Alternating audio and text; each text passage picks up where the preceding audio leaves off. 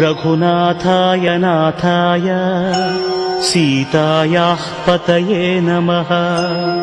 श्रीराम राम रघुनन्दन राम राम, श्रीराम राम भरताग्रज राम राम, श्रीराम राम रणकर्कश राम राम, श्रीराम राम शरणं भव राम राम।